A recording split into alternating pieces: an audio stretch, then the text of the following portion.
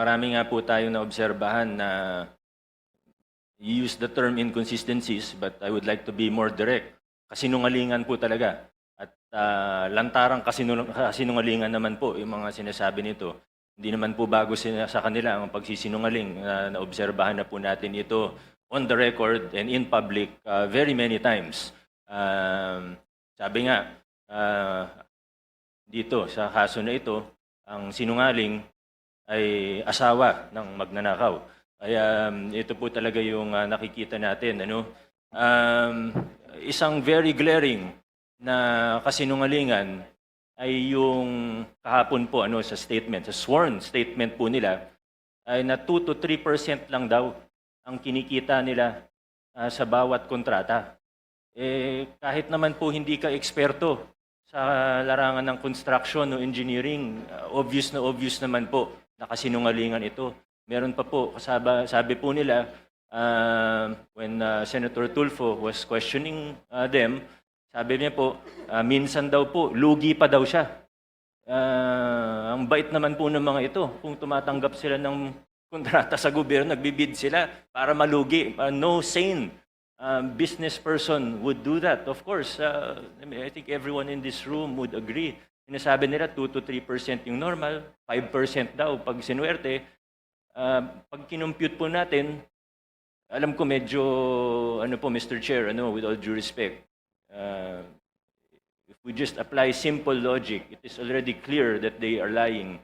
Although alam ko medyo iba kasi yung logic na ginagamit nila sa universe po nila. Pero pag tiningnan po natin logically, 2 to 3% of even 100 billion, 2 to 3 billion pesos lang po ito. Sila naman po yung nagmalaki at nag-flaunt. Pinagyabang po nila yung lifestyle nila. Na sobrang sabi nga po nila sa isang interview, 11 digits. Sabi po nila, pinagyayabang nila, 11 digits. Sabi ni Ma'am Cesara, 11 digits ang assets nila. So hindi bababa sa 10 billion. Nakita po natin, isang jade lang nila sa sa office nila, 100 million na kagad yun. Yung mga sasakyan, if they paid the correct taxes, it would easily reach almost 1 billion, if not more than 1 billion.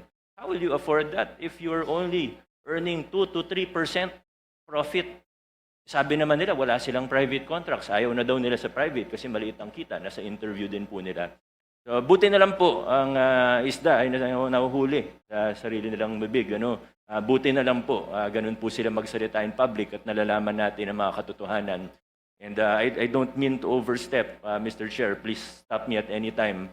But I would just like to, siguro hindi naman warning, pero siguro ang aking pag-igayat sa bawat isa, pati na rin sa mga mamamayang, sa ordinaryong mamamayan, na mag-ingat po tayo sa mga naririnig po natin. Alam naman po ng lahat ng tao sa kwarto na ito na may guilty na senador, may guilty na congressman, may guilty na DPWH officials, may guilty na contractor, at maaaring sa iba pang ahensya ng pamahalaan.